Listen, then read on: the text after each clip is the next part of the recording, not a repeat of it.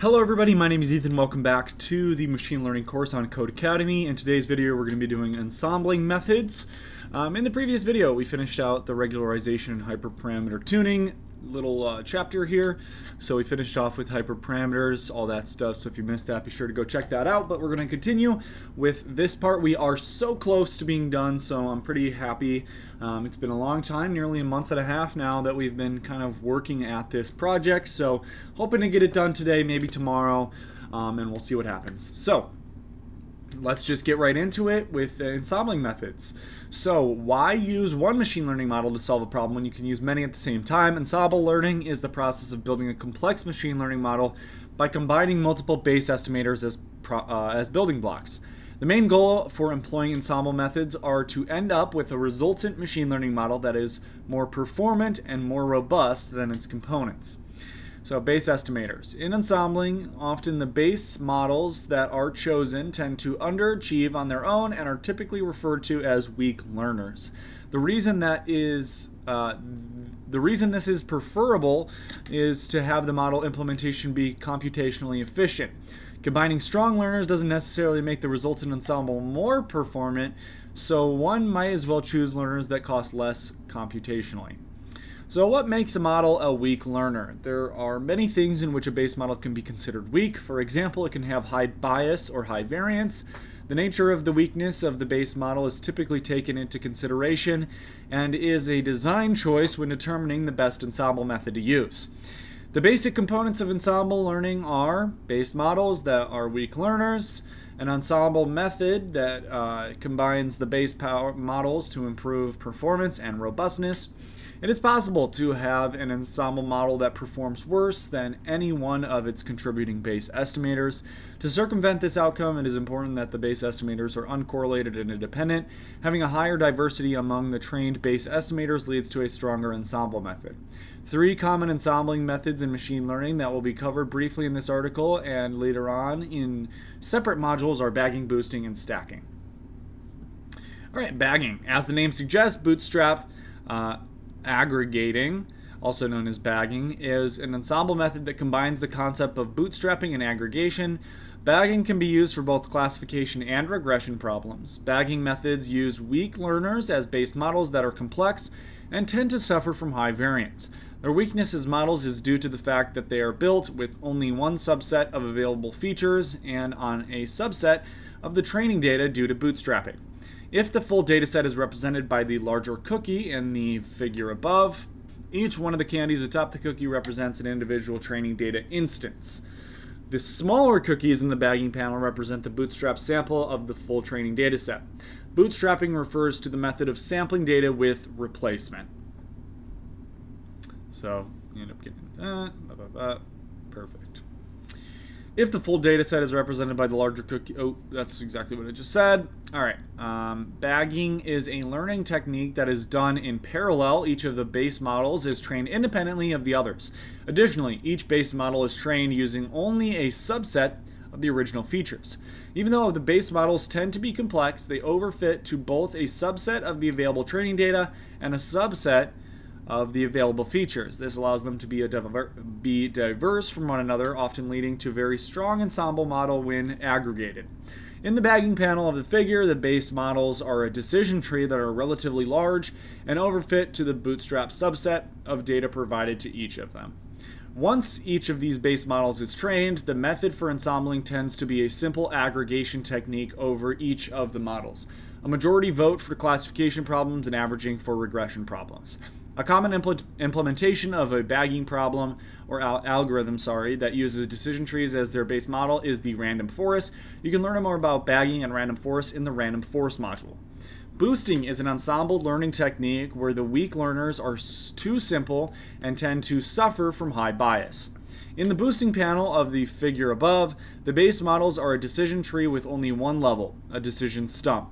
Decision stumps can only make a decision based off of one feature at a time, causing them to underfit the data substantially. Boosting is the sequential learning technique where each of the base models builds off the previous model. Each subsequent model aims to improve the performance of the final ensemble model by attempting to fix the errors in the previous stage.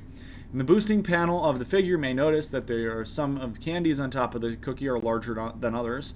These particular training instances were misclassified from the previous decision stump and therefore given more weight for the next decision stump. This one method is in which boosting methods may learn from their mistakes. Two common implementations of boosting algorithm are adaptive boosting and gradient boosting. You can learn more about boosting in the boosting module.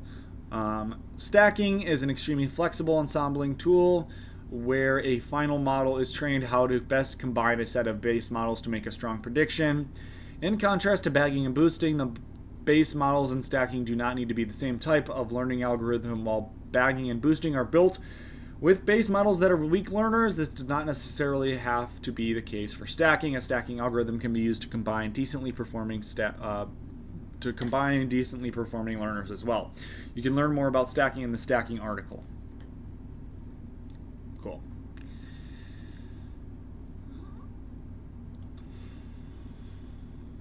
Basics of a random forest. In this lesson, you learn what random forests are, how the random forest algorithm works, and how to implement it in scikit-learn. We've seen that decision trees can be powerful supervised learning machine models. However, they're not without their weaknesses. Decision trees are often prone to overfitting. We've discovered some strategies to minimize this problem, like pruning, but sometimes that isn't enough. We need to find another way to generalize our trees. This is where the concept of a random forest comes in handy. A random forest is an ensemble machine learning technique. A random forest contains many decision trees that all work together to classify new points. When a random forest is asked to classify a new point, the random forest gives that point to each of the decision trees. Each of those trees reports their classification, and then the random forest returns the most popular classification. It's like every tree gets a vote, and the most popular classification wins. Some of the trees in the random forest may be overfit, but they're making the prediction based on a large number of trees. Overfitting will have less of an impact. Makes sense. All right, bootstrapping. You may be wondering how the trees in random forest get created. After all, right now our algorithm for creating a decision tree is deterministic. Given a training set, the same tree will be made every time. To make a random forest, we use a technique called bagging, which is short for bootstrap aggregating. This exercise will explain bootstrapping, which is a type of sampling method done with replacement. How it works is as follows. Every time a decision tree is made, it is created using a different subset of the points in the training set. For example, if our training set had 1,000 rows, we could make a decision tree by picking 100 of those rows at random to build the tree. This way, every tree is different, but all trees will be created from a portion of the training data. In bootstrapping, we are doing this process with replacement. Picture putting all 100 rows in a bag and reaching in and grabbing one row at a time at random. After writing down what we picked, we put that row back in our bag. This means that we're picking 100 random rows. We could pick the same row more than once. In fact, it's very unlikely, but all 100 rows randomly picked could be the same exact row. Because we're picking these rows with replacement, there's no need to shrink our bag's training set from 1,000 to 100. We can pick 1,000 rows at random. Because we get the same row more than once, we'll still end up with a unique data set. We've loaded a data set about cars here. An important field within the data set is the safety rating, which tells us how crash/rollover resistant a car is. In other words, how safe the car is. The safety variable can either be low, medium, or high. We're going to implement bootstrapping and estimate the average safety rating across the different bootstrap samples. Here is a list of the variables in the car evaluation data set. So those are all the variables. Step 1 says we've written some code to print the number of rows in the data set and the distribution of safety ratings of the entire data set. Uncomment the relevant lines under ## number 1 and print run to view the results. So it said it's wrote some code about some of this stuff. We'll quick run here. It asks, are the safety classes distributed equally in the data set? And I can say, yeah, they are. They're all 1/3 of the data set in one, yeah. This is perfect. Okay, number 2. Now that we know the safety variable classes are equally distributed, we're going to create a bootstrap sample using .sample. dot sample takes two arguments. First, the number of rows, which is the same as the size of the data set, and replace set to true because bootstrapping is sampling with replacement. Uncomment the lines under number 2, and then print the distribution of the safety ratings in the new sampled data set. Okay.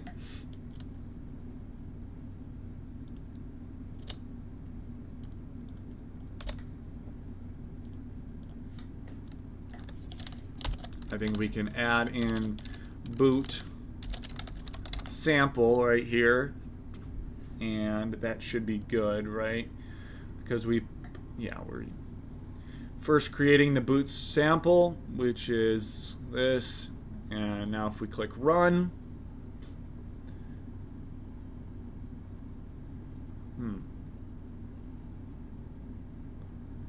sample takes in two arguments, n rows. Uncomment the lines, and then print the distribution of safety ratings. I guess maybe it didn't want me to do this.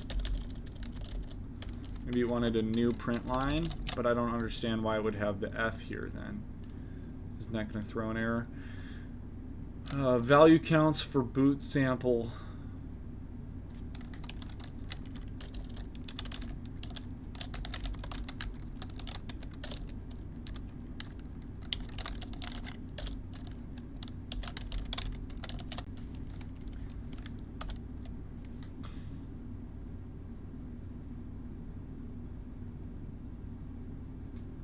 It's very strange. I don't know why I would put F here because that typically means string interpolation, but alright, what is the safety rating distribution of the bootstrapped data? That's the distribution. Looks like the majority of our samples were found in the low. Note that the distribution is now shifted. Using the same process, write a for loop to create 1,000 bootstrap samples of the same size as the original data set. Save the percentage of low ratings in an array called low perk. Okay. So it wants me to create, I guess pandas has been, yeah. It's just data frame. Interesting. So it wants me to create a for loop using the same process as before to create 1,000 bootstrap samples of the same size as the original data set.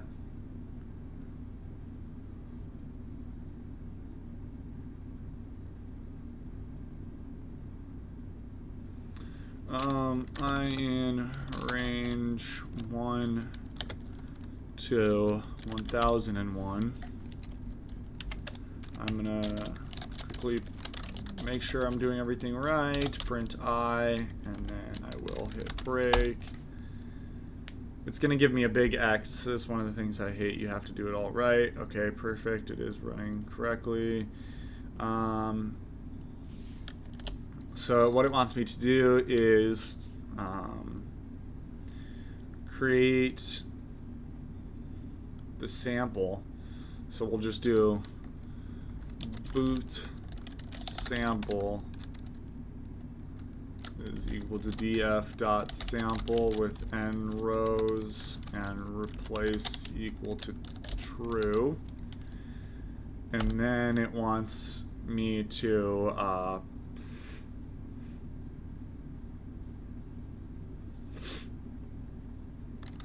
maybe do boot sample dot safety dot value counts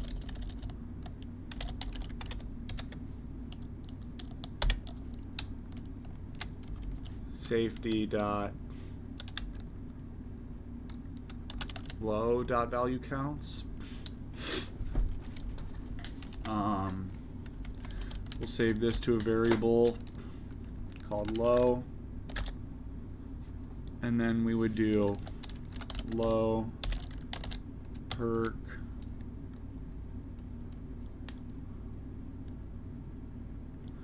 I see, wait. Obviously we're going to append it with something.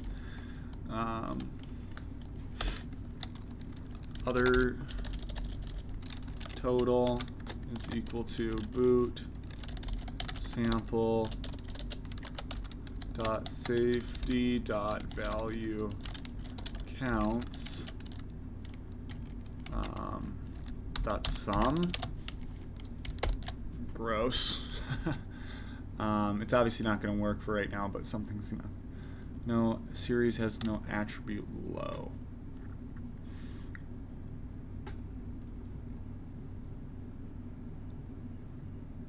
Yeah, dot low. Instead of doing a dot, let's index it at low instead. That might work better. Did not seem to do that. Let's get rid of some stuff here really quick. See if we can't do something that makes sense. I'm going to get rid of these three for right now. And then I'm going to print df.sample of n rows, or df.sample. What am I actually want to do? Oops. Okay. Okay, when we do value counts, so what if we just print boot sample.safety? I see, but when we do dot value underscore counts, then that brings it up so that you just get the sum of them all, which is good.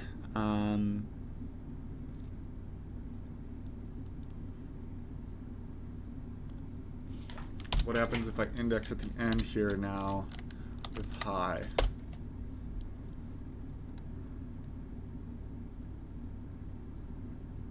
Okay, that actually works. Okay, that actually works. Okay, cool. So now what we can do is boot sample. We'll grab the low.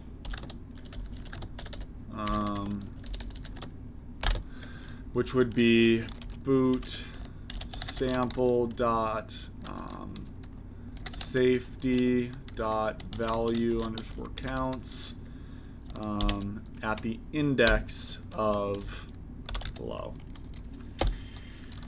Then we'll get the total, which should be equal to boot sample dot safety dot dot value counts, and then I believe dot sum will work. Then we'll get low. Well, we'll write it out. Low percentage is equal to low divided by total, and then low perc dot append low percentage. All right, I feel pretty good about that. The only thing I don't feel 100% confident on is the dot sum, but we'll see if that works.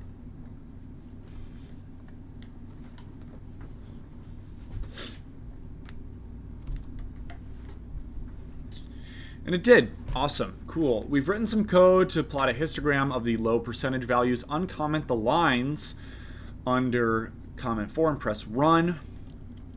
We can do that. Oops.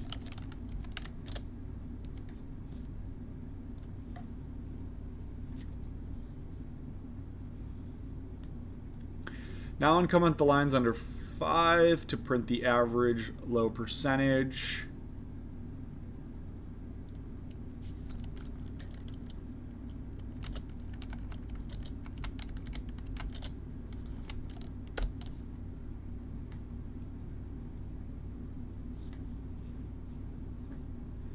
And a 95% confidence interval.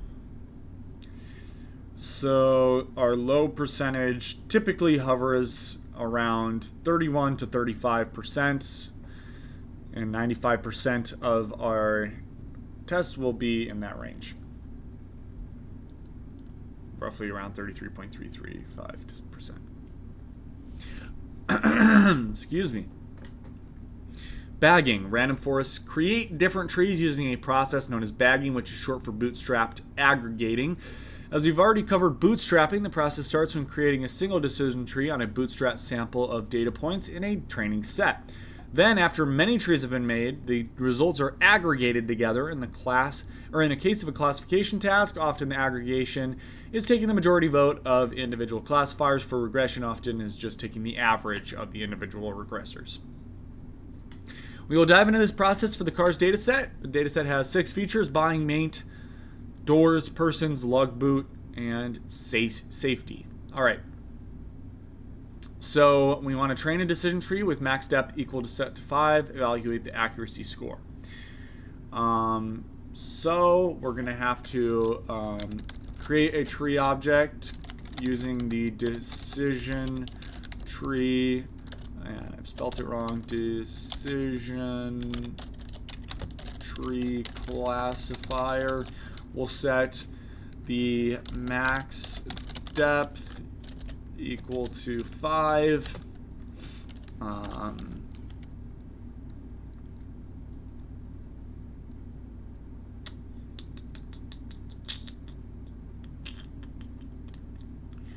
Just making sure that it has everything we want here. Okay. I think that should be good. Evaluate the accuracy score on the test data. So I think that just means we're uncommenting this line here.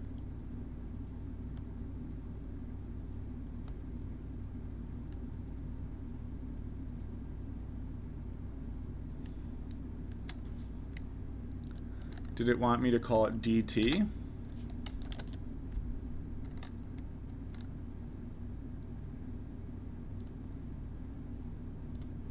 I'm very confused. Oh, it wanted me to fit the model first. Yeah, so let's do that. dt.fit to the x train and y train data, and then it'll print the accuracy score when we do dt.score. X train is not defined. Okay, I don't know why. Sometimes they'll do a capital X, sometimes they will say FU and not do that. We've written some code to get a new set of indices, IDs, to generate a bootstrap data of row. We've set the random state argument to 0 for reproducibility. Using these indices, fit another decision tree to training pertaining to these rows. What is the accuracy score on the test set for the new classifier? So we want to create a new decision tree. And on a bootstrapped sample,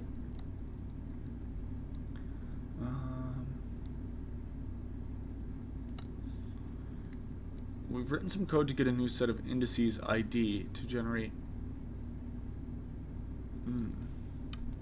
IDs are the indices of the bootstrapped examples. Sample xtrain.shape replace equal true.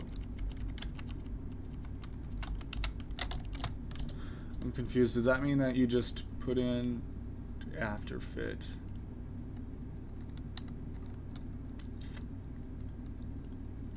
Huh.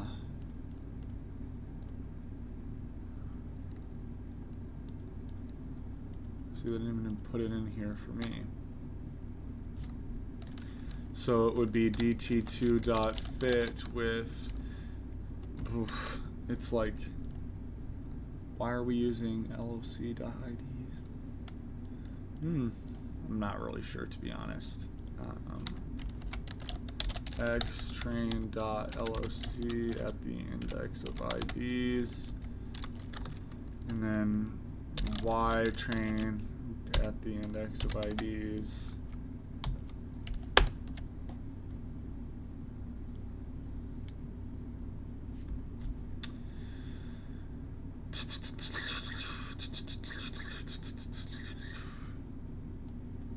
I did print the accuracy score after the training model. I thought I did, at least.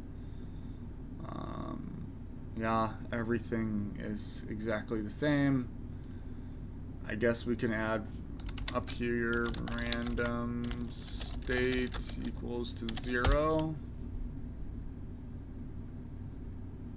And now it works because I put Random state equal to 0. That's so stupid. Repeat a decision tree build on 10 different bootstrap samples using a for loop. Save the results ypred of all 10 predictors on the test in an array. Preds take the average of the 10 results and save it as ba_pred. Okay, so we're going to create a for loop here. In range 10. First we want to do 10 bootstrapped samples, so we'll just say decision tree is equal to decision tree classifier.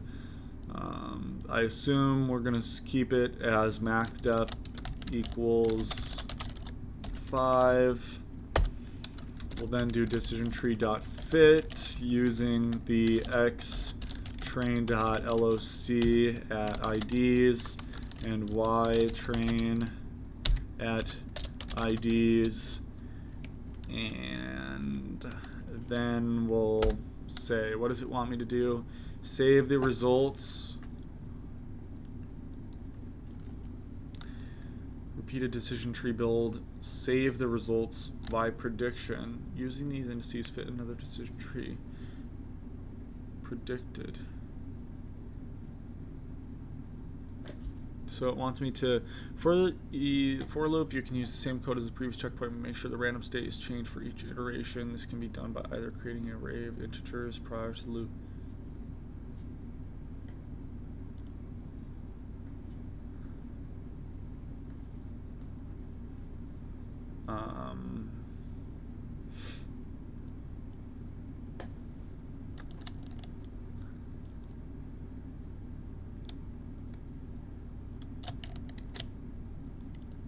So we'll do this, but we'll say IDX.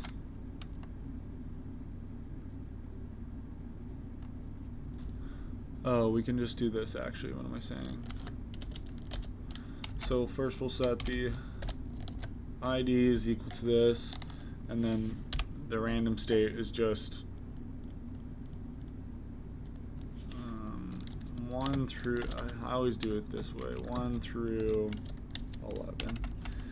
11. IDs is equal to train sample chip. Okay, decision tree. Oop, not what I want to do.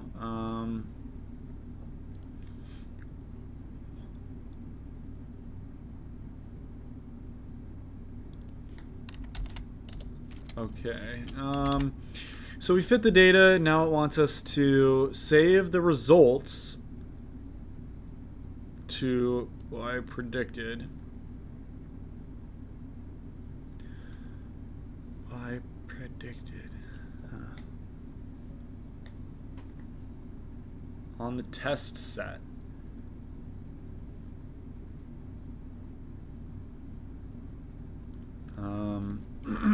So dd.predicts on x test and y test.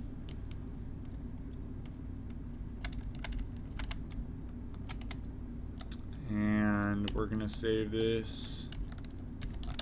I predicted is equal to that. And then we would do preds.append with y predicted. Then outside of the for loop, we could do ba pred is equal to average or mean, or is it dot mean? Preds dot mean.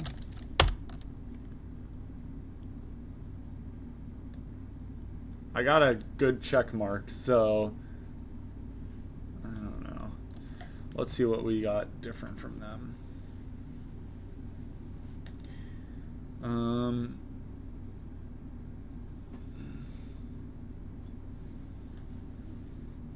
Okay. Mean 0. Okay, so first they then appended. Oh yeah, because predict only takes one variable, right? X test. So we can get rid of Y test here on prediction. IDs is equal to random state plus I. So it's the same thing for me.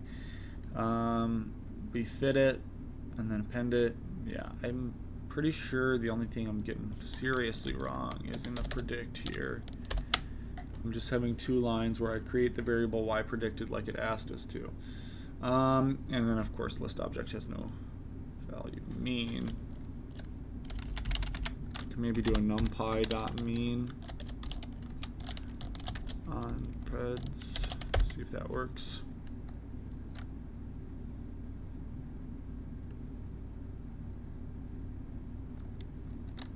Okay, perfect. Nice. All right. Oh, here's where it says write for loop. Oh, and then here's where it says BA predicted. Whatever. Calculate accuracy of the bagged sample. We have now performed bagging. Calculate the accuracy score on the bag predictions and save it as BA accuracy. Note that the predictions are averaged and will no longer be binary as zeros and ones have been averaged. Okay, so we want to set BA accuracy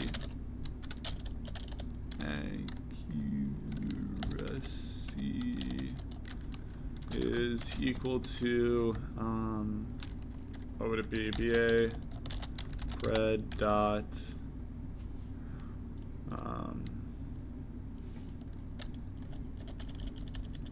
what would it be here actually?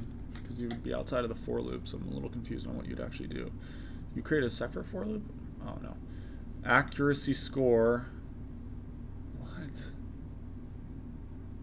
Command accuracy score. Did we implement that? Of course. We did import that. Accuracy score on preds.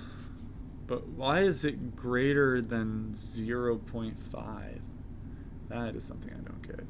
Or BA pred greater than or equal to 0.5 and Y test. BA. Oh my god.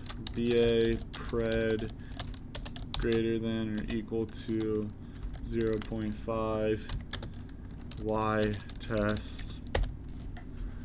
How does accuracy score work? We'll have to look that up again. And we get a bajillion things, even though we have the exact same last one. I'm very confused now. Singleton array false cannot be considered a validation collection. What the hell? Threshold to be a classification.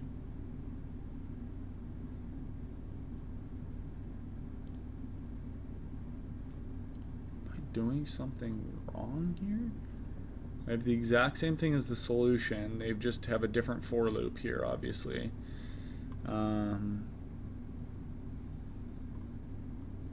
Nothing else different, really. I'm going to just replace with solution and continue because it's stupid. I'm not going to sit here and figure that out for 20 more hours. Okay. Random feature selection. In addition to using bootstrap samples of our data set, we can continue to add a variety to the ways our trees are created by randomly selecting the features that are used. Recall that for our car data set, the original features were the following: price of the car, cost of maintaining, number of doors, number of people the car can hold, the trunk size, and the safety rating. Our target variable for prediction is an acceptability rating, except that's either true or false. For our final features set, Xtrain and Xtest, the categorical features have been dummy encoded, giving us 15 features in total. When we use a decision tree, all of the features are used and then split, and the split is chosen as the one that increases the information gain the most. While it may seem counterintuitive, selecting a random subset of features can help in performance of an ensemble model. In the following example, we will use random selection of features prior to model building. to add additional variance to the individual trees. While an individual tree may perform worse, sometimes the increases in variance can help model performance of the ensemble model as a whole. All right. We've written some code that creates a random sample of 10 features. Random features from the 15 original features using NumPy's random.choice method and a defined decision tree classifier DT2. Train the new decision tree model without specifying any pre-selected parameters, DT2, on training data that contains only these 10 columns. Calculate the new accuracy of the test set and store as accuracy.dt2 and print it to compare the tree built using entire training set. So it wants me to now fit the model to the random features. And this is going to be interesting. So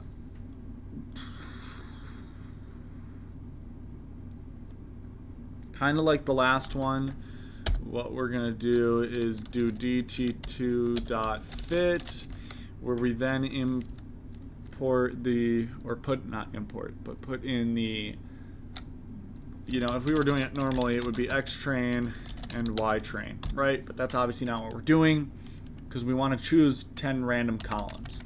So it would be random features from the set of features. So instead of xtrain, it would be rand features. That doesn't feel exactly right. Accuracy score, now we could do is dt2.score on the x test, y test data set. I think I might be adding the y test, which I shouldn't be.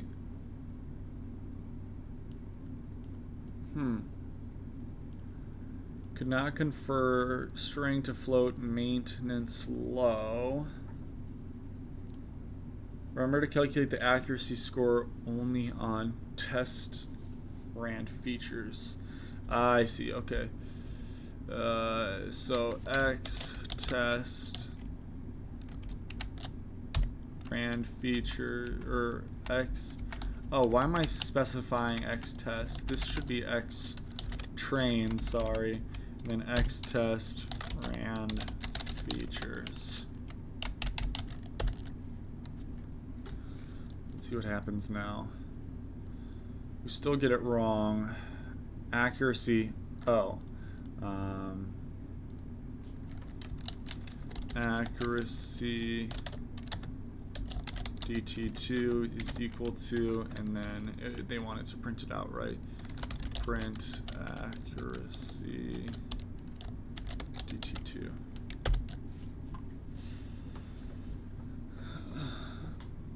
Okay, cool. Accuracy score using the full feature looks like it was about 94%. Using the random 10 data set ended up being about 70%. So it was obviously significantly worse.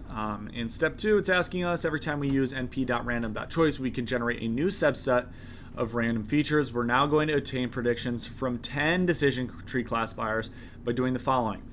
We've initialized an empty array called predictions, and a for loop with 10 iterations of the following steps. So, for loop with 10 features. We first set the random features, right? First line selects 10 random features.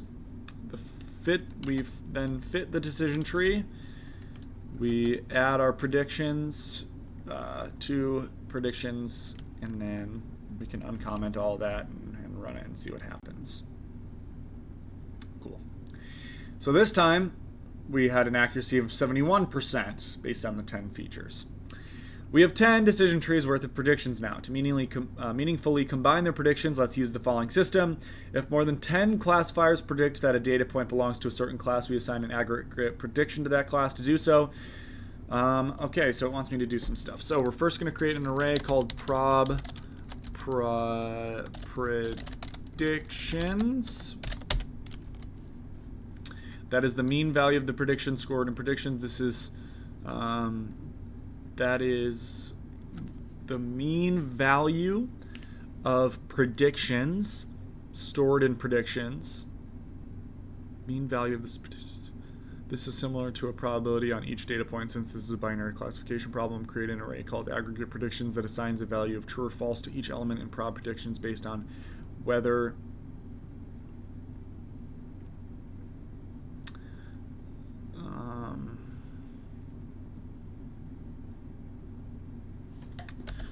okay, so I'm going to go for predict and predictions, print predict,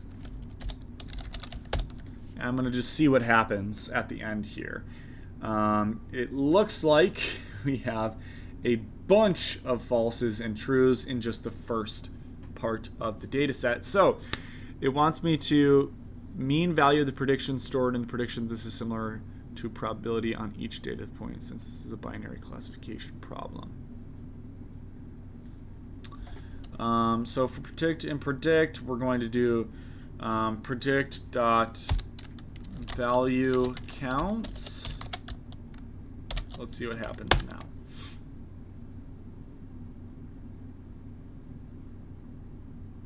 Oh, it's an array, not a pandas data frame, so I don't think I can use value counts.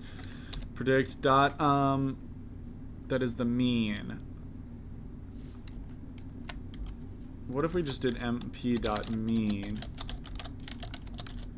on predict here? What happens then?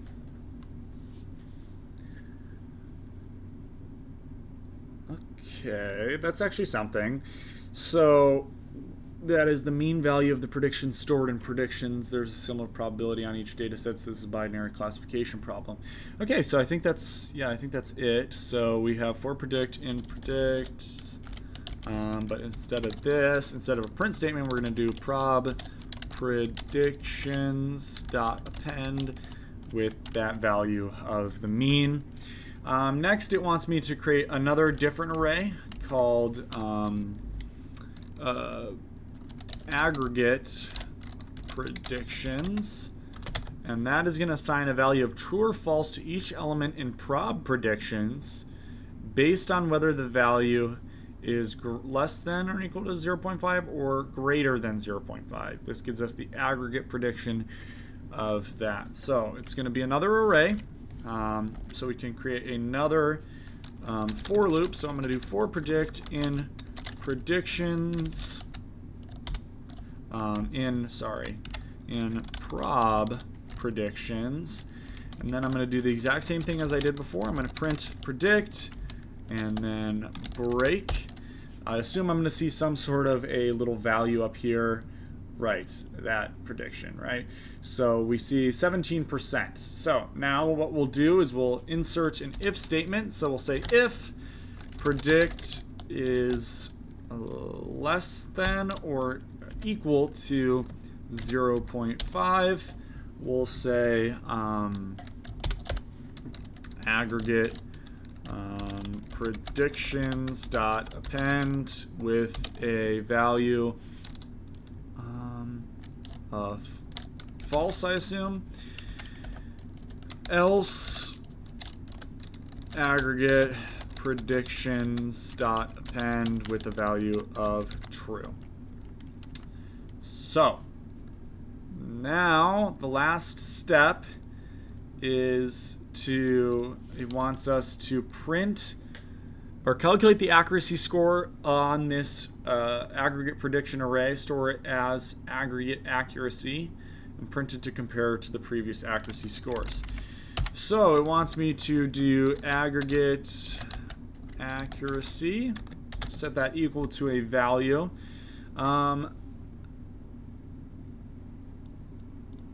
Oh boy, we're doing it a little bit differently than they did, I think. But that's okay. That's obviously okay.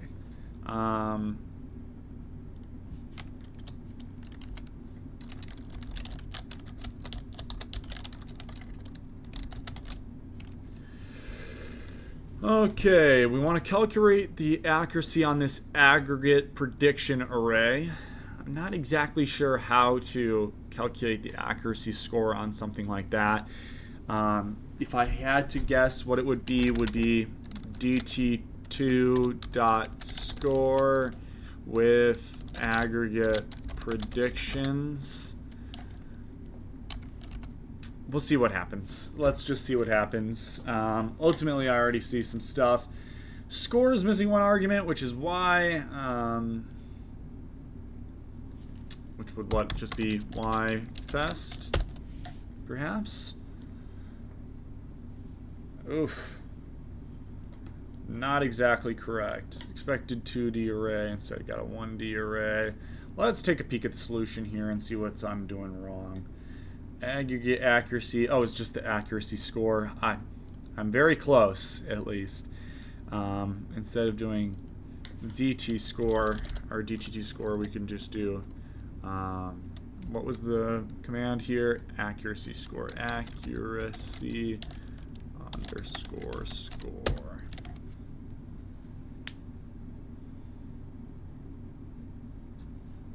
Is that not what it was?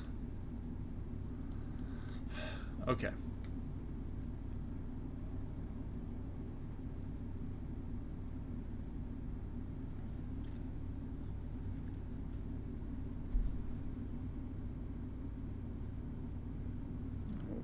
We're just going to move on. Bagging and scikit-learn, the two steps we walked through above created trees on bootstrap samples and randomly selected features.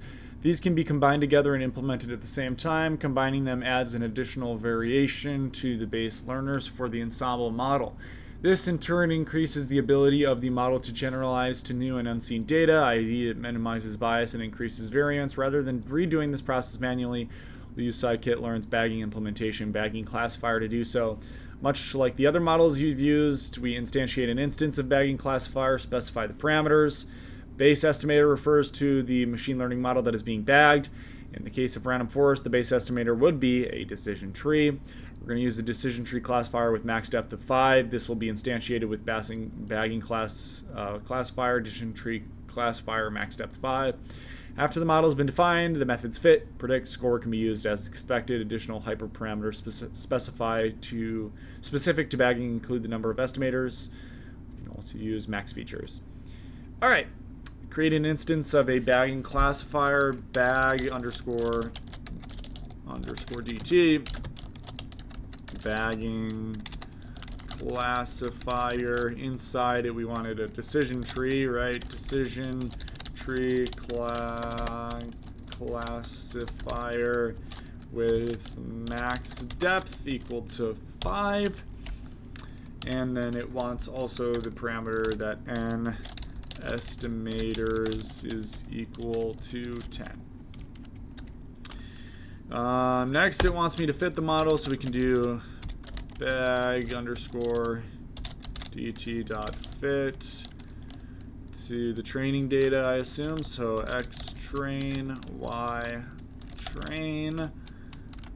And then finally, it wants me to find the score, so we can do bag underscore dt dot score. And fit the model to that. Save it as bag. Model on the test set by calculating the accuracy score. I'm not going to do this one again because I did it before and it was wrong. So we'll do bag accuracy is equal to accuracy score with the values of x test and y test. Going too fast for myself. And I didn't print it out, so it's going to mark me wrong here. But maybe I'm just marked wrong because the code is wrong. Which it looks like it is.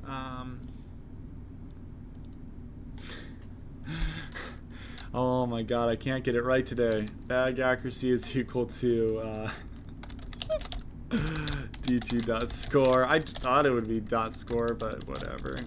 .x test, y test. Cool. So fun. Bag accuracy. Okay. Create a different bagging classifier called bag dt underscore 10 that includes the parameter max features equal 10 over and above the parameters in bag TT, fit the model. Okay, so it's the same thing where we do bagging classifier with decision tree classifier max depth equals to 5 and estimators equal to 10 and max features equal to 10. We can now fit the model using bag dt underscore 10 dot fit using on the trading set x train y train, then evaluate the model on the test by calculating the accuracy score.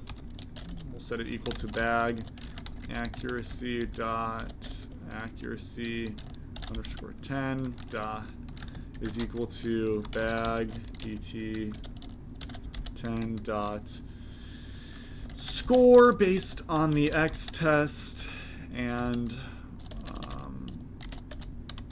y test data. We'll print bag accuracy 10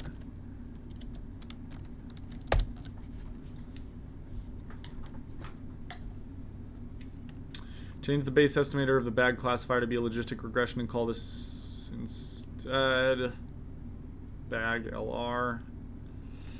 Okay, so bag LR is equal to bagging classifier with logistic regression instead.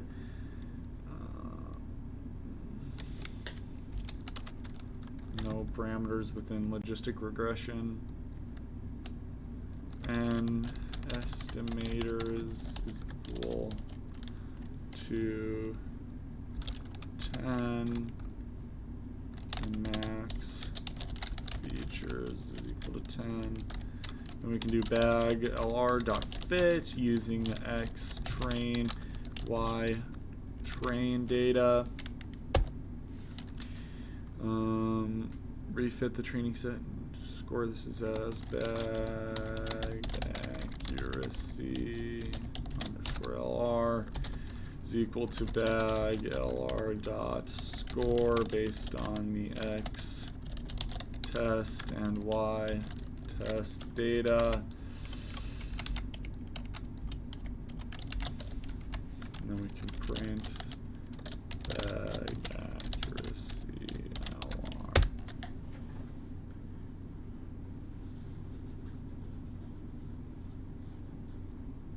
That should be good. Goated. 89, 89, 87. Train and predict using scikit-learn. Now that we've covered two major ways to combine trees, both in terms of samples and features, we are ready to get the implementation of random forests. This will be very similar to what we covered in the previous exercises, but the random forest algorithm has a slightly different way of randomly choosing features. Rather than choosing a single random set on the onset, each split chooses a different random set. For example, when finding which feature to split the data on the first time, we might randomly choose to only consider the price of a car, the number of doors, and the safety rating. After splitting the second time, we'd likely split again. For this next split, we'd randomly select 3 features again to consider. These time might be the cost of maintenance, doors, trunk size. Will continue until the tree is complete. One question to consider is how to choose the number of features to randomly select. Why do we choose 3? A good rule of thumb is to select as many features as the square root of the total number of features. Our car data set doesn't have a lot of features, so in this example, it's difficult to follow this rule, but if we had a data set with 25 features, we want to randomly select 5 features to consider at every data split point. You now have the ability to make a random forest using your own decision trees. However, scikit-learn has a random forest classifier that will do all the work for you. Random forest classifier is in the scikit or sklearn ensemble module. Random forest classifier works almost identically. Am I saying that right? Identically. Why am I don't know why my mouth isn't. Oh, define. Identically. identically. That sounds so weird.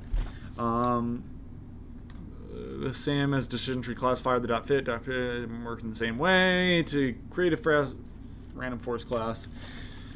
Okay, so we can create a random forest class using defined with default parameters. So it would just be random forest classifier. Again, we're just leaving it. We're going to print out the parameters.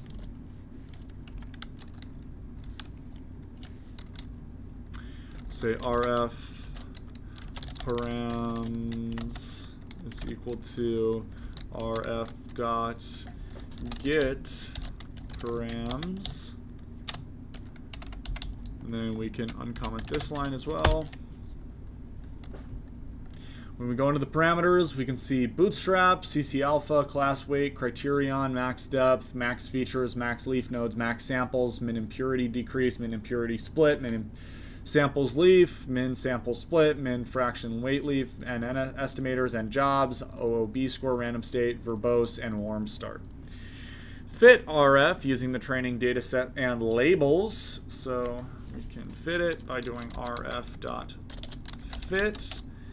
and it wants us to use the xtrain, ytrain data set.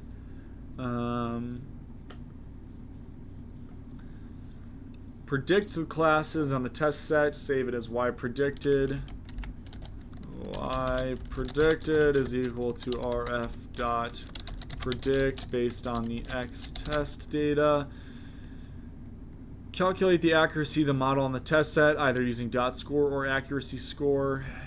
We'll do the other one. rf underscore accuracy is equal to rf.score based on xtest and y testing data. We'll print it out.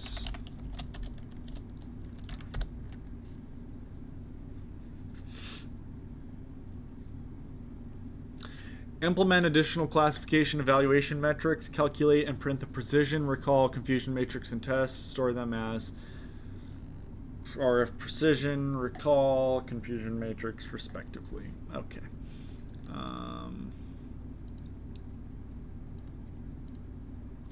So the first one is precision.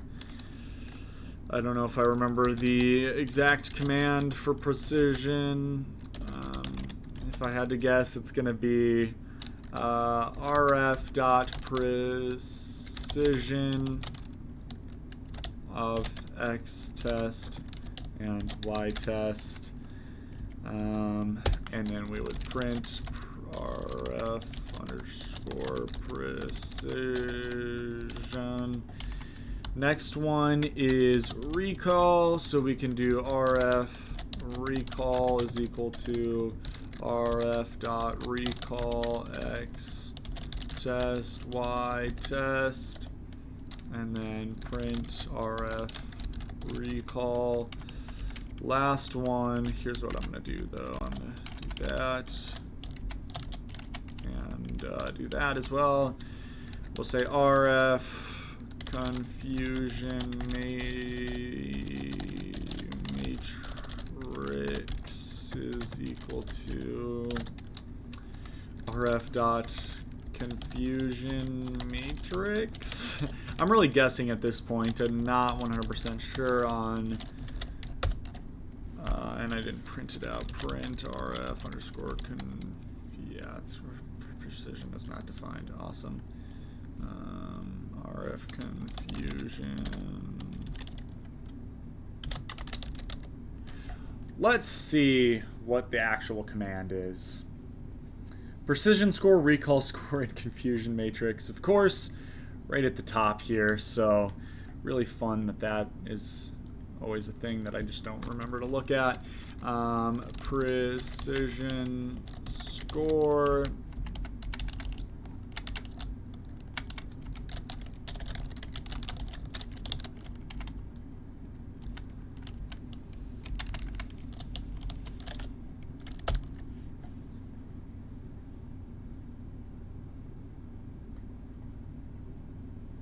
Am I typing it wrong? precision RF.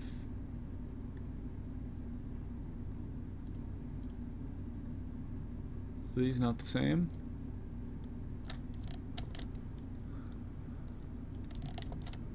Looked the same.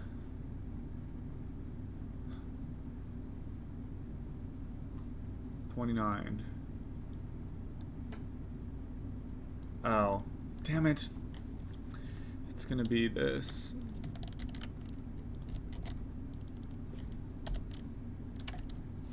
I have to do the same thing. I put them. I forgot I put them. I didn't notice that they also had the. I guess I don't actually need this either then. Darn it. Oh well. Okay, we should be good now.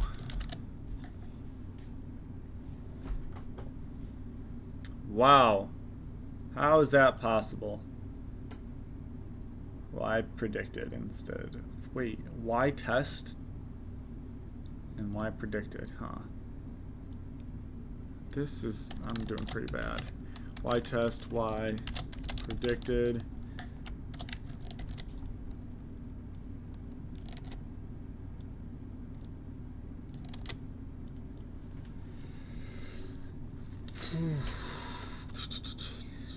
Cool.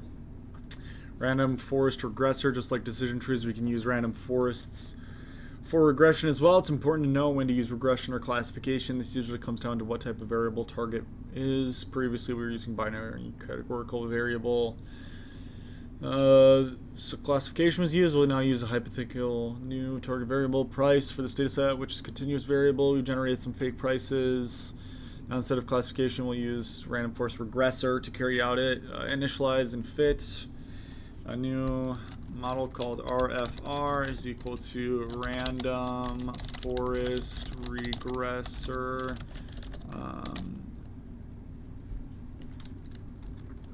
Random forest regressor will take in, calculate the default scores on train and test, store them as R squared and R test squared. So initialize and fit a random forest regressor. So I assume we just do decision tree classifier has the thing here with all the common stuff. So we're just going to do the normal stuff. Then we'll do rfr.fit to the x train and y train data. Then it wants me to calculate the default scores, the R squared values. R squared train is equal to, not exact, I don't remember how to do this, and they're not allowing me to look at the other stuff. RFR.score. That's all it is.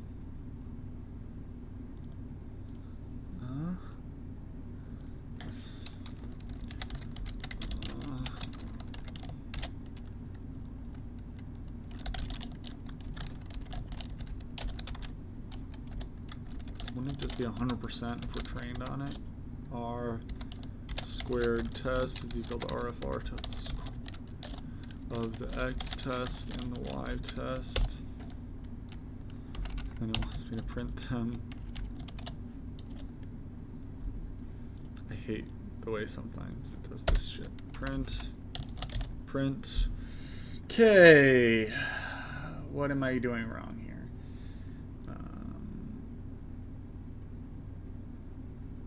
What did it print out to the console? I don't even see what it printed out here. Print here.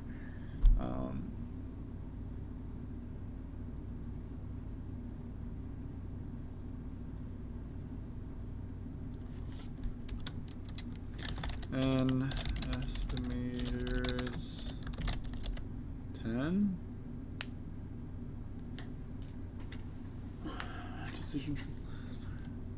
So if we we may have to have specified the entry. N estimators is not anything but a 10. Line 24. when we fit the model? What is the problem? I literally have no idea. I literally have zero clue. Except for, okay, I'll just do that. It's gonna work, and I'm not gonna understand why at all. But we'll just do that. Calculate the average price of a car, store it as average price, mean absolute error for train and test sets is MAE, mean absolute error.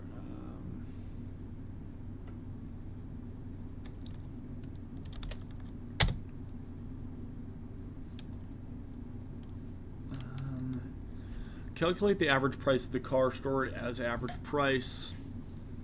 So, how do you do that? Average price.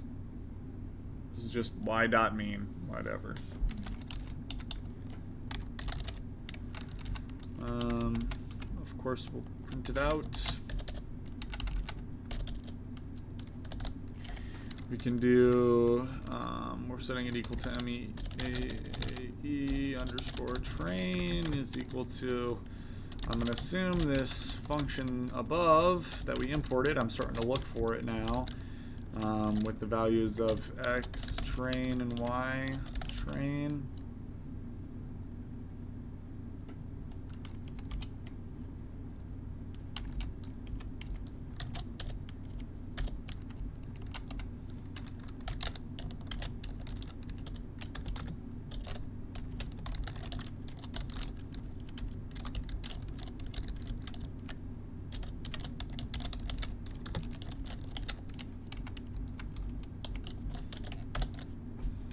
See what happens.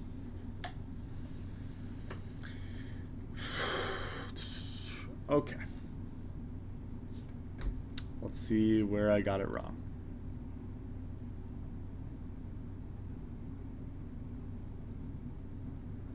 I predicted train. Okay, I get it. Review up next. This, if we have a test, it's going to be pretty brutal, guys. I think I've not done very well on this this lesson. When creating a random forest classifier from scikit-learn, what does the unestimator's parameter represent?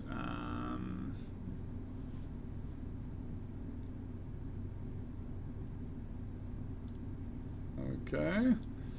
A decision tree regressor was built to predict the selling price of a house and was shown to be overfit. The data has 100 features and 10,000 rows. Fill in the code to train the best new model with appropriate hyperparameters to reduce the overfitting and evaluate the model on test set.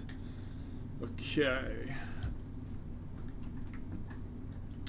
So model is going to be random forest regressor with n estimators equal to 100.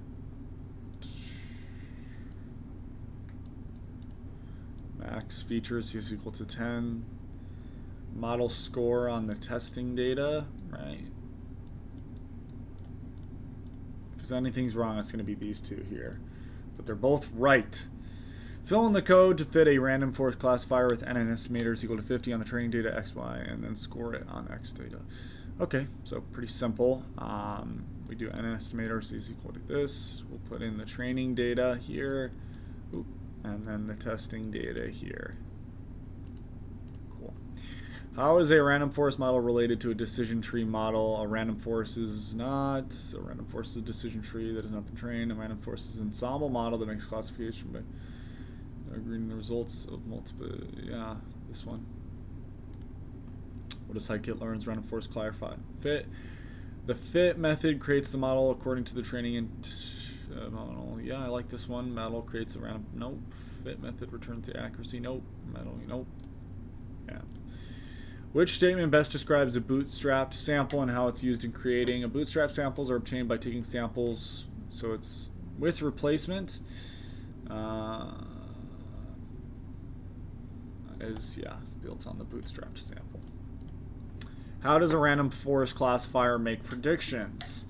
A random forest classifier uses random classification. How does a random forest classifier make predictions?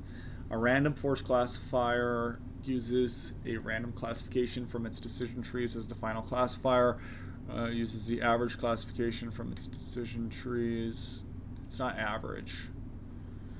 It's going to be most common classification because it's a classifier. How does a random forest regressor make predictions?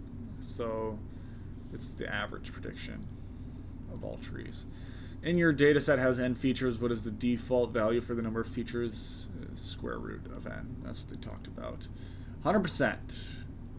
Let's see this project. This is what's going to be brutal. Random forest project. So the data set is interesting. It has age, work class, education, race, all these interesting stuff. Containing census information, whether a person makes $50,000 or not. Okay.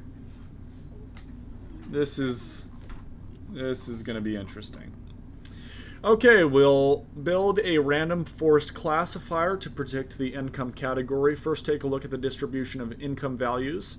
What percentage of samples has come in less than 50,000 and greater than 50,000? Okay, distribution of income. We can see that basically the data frame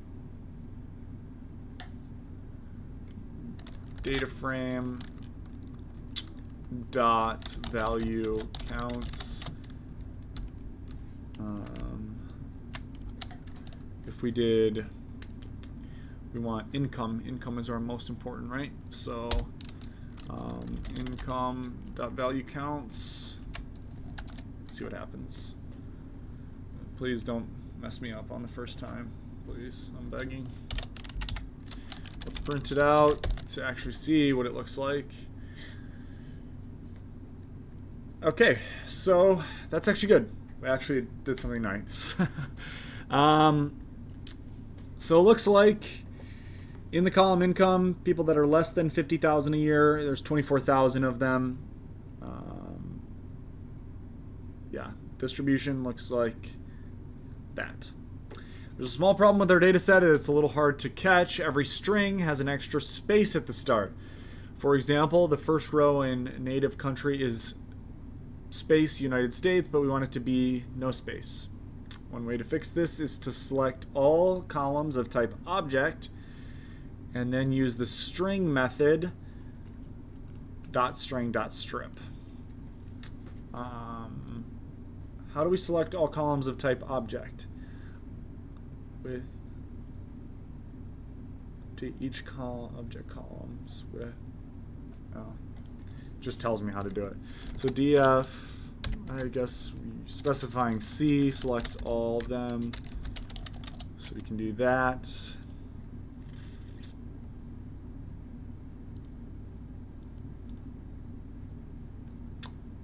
Oh, it doesn't tell us. Okay, so we will have to see all object ones. So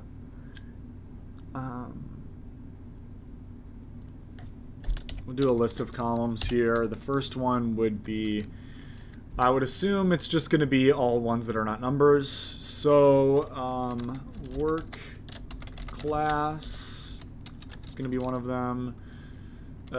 Education is going to be one of them. Race will be one of them. Sex will be one of them. Capital gain continuous, capital loss continuous, hours per week continuous, native country, and then income.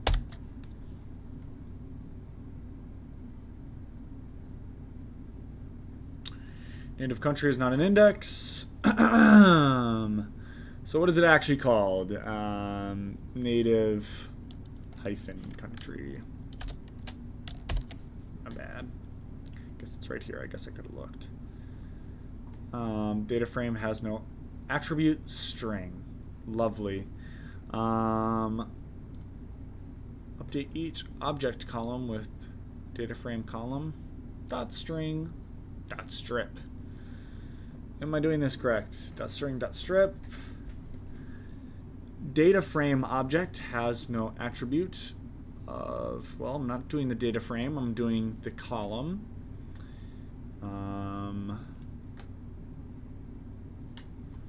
I think this should work.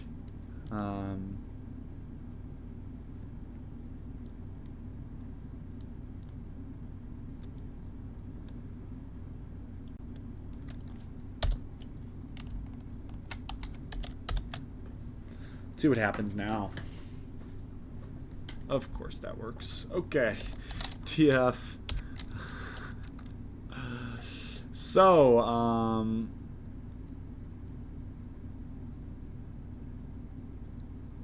what is FNL? Wait. I think it's because I had a couple of them that didn't actually exist. Education.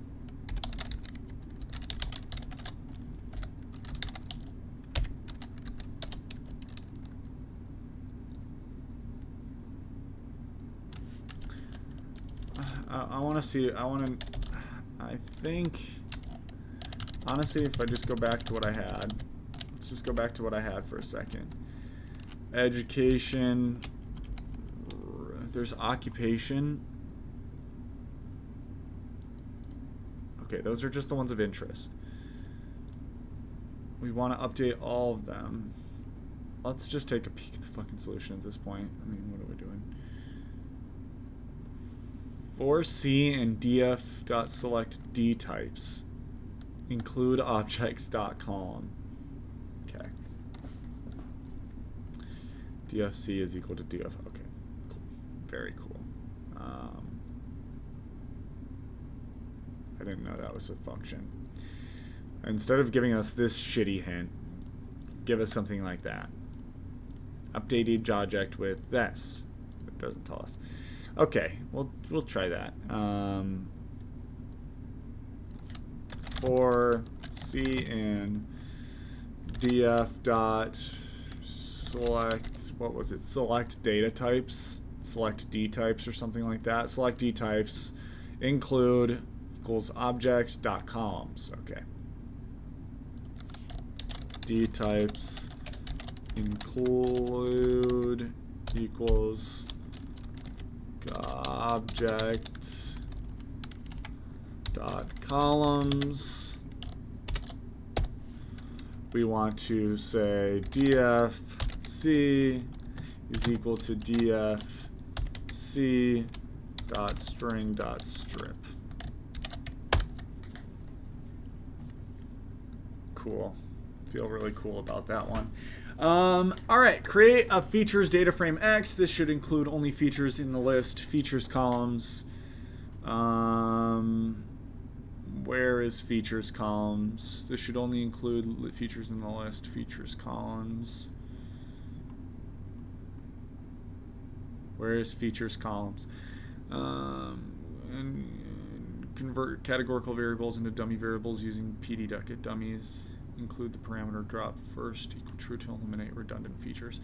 Okay, so with features, with feature columns and dummy variables for categorical variables, what the fuck are we doing? I'm sorry.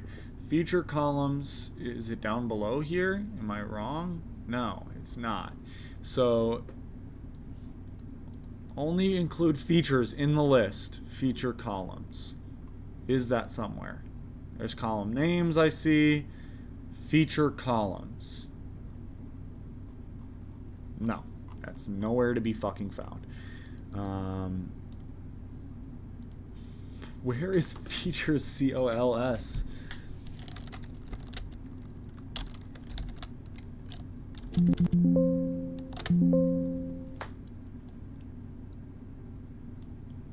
Nowhere to be found. Okay, cool. Really fun, actually. So here are the features that it actually wants me to keep here. So let's do that because it's not here. not anywhere here. We'll put that in, and now we'll be able to say that x is equal to pd.getDummies.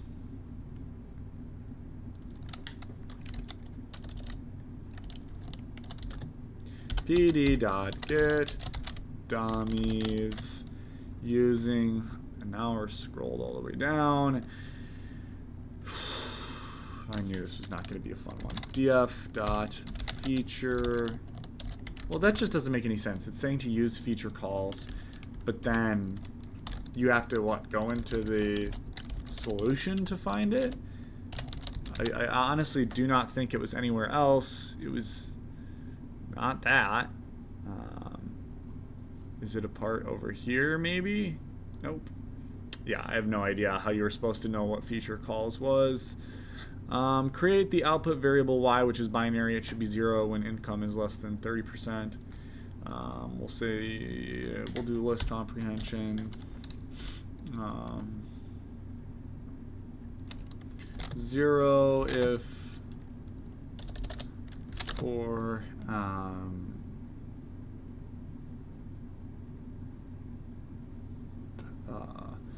for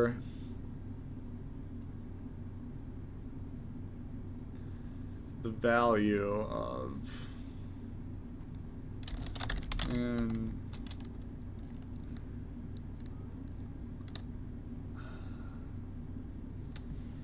fuck, I hate this.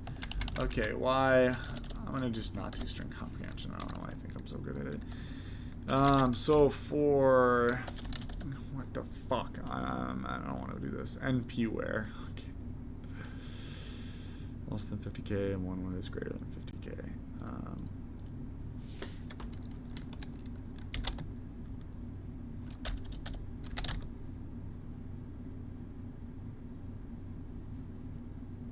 I'm just going to use theirs to move on. This video is already an hour and 30 minutes long. Okay. np.where df.income is equal to... Honestly, what the fuck is happening?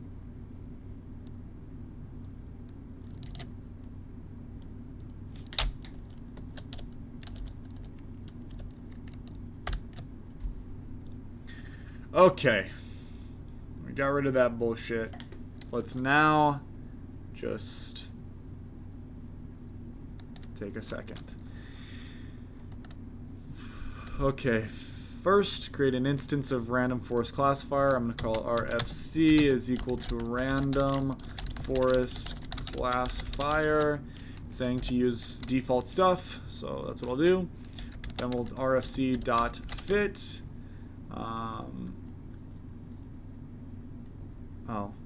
I missed step 5 here. We'll copy that, but we can do x train y train x test y test is equal to train test split with the values of x, y, and then we want test size equal to 0.2. Okay. Now that we have done that, we can instantiate the random forest classifier. And I got rid of it. That's okay. Random forest classifier is equal to random forest classifier with the default parameters. And then we'll do rfc.fit to the x train and y train data. Okay. This will act as a baseline for the comparison of other models. Cool. And then print the score accuracy. So we will now say print f, and what we will now do is say that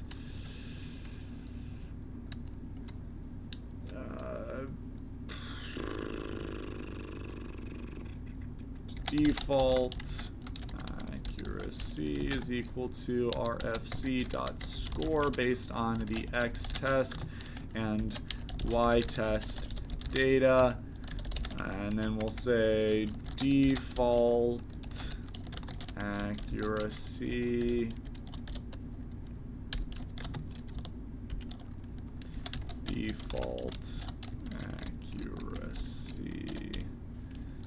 Okay.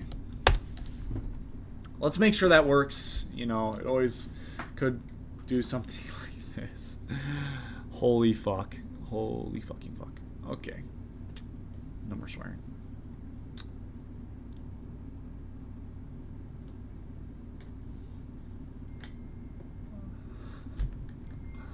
So I'm getting a billion texts.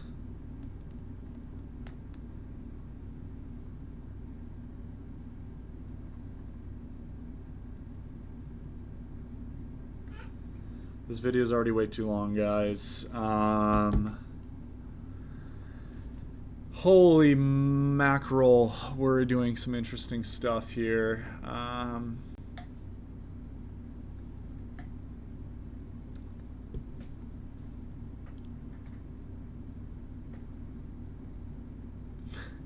Am I doing something completely different?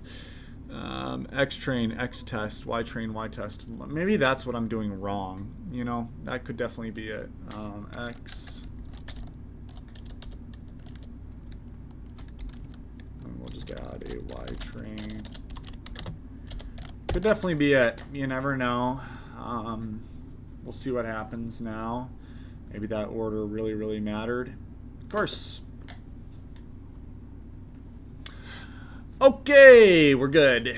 We will explore turning the random forest classifier by testing performance over a range of max depth values. Fit a random forest classifier for max depth values from 1 to 25. Save the accuracy score for the train and test sets in a list of accuracy train and accuracy test.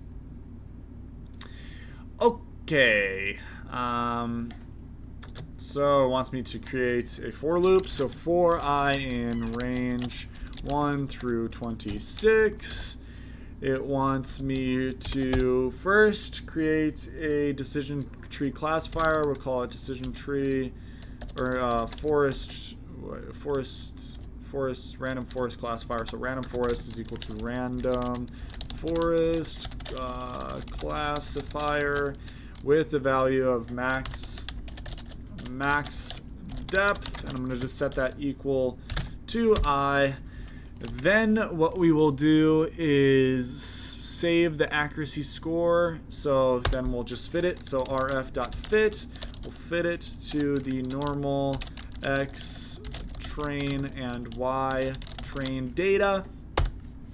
Then what we will do is we'll save a thing. So we'll say train accuracy is equal to rf.score based on the x train and y train data, and then we'll say test accuracy is equal to rf.score with the x test and y test data.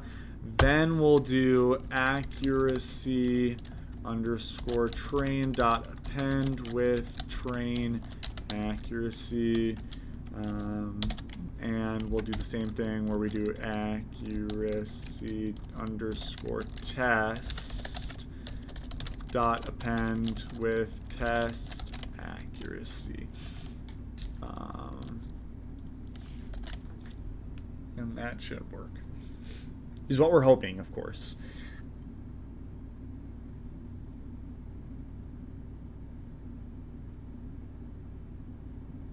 We'll see, I guess. Find the largest accuracy and depth.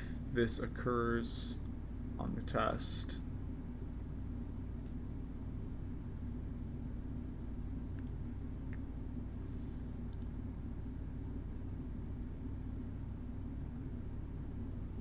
Yeah, I just didn't know if it was in accuracy test. Okay, looked like it worked. Find the best accuracy and where it occurs. So on the, it literally says on the test data. Gosh darn it. Okay, so we can just do that. Largest test accuracy is equal to max of accuracy test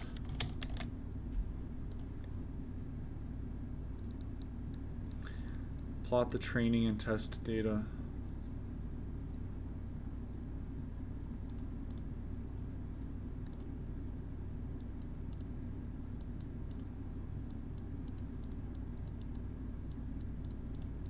I'm going to skip this, refit the random from above, save the features.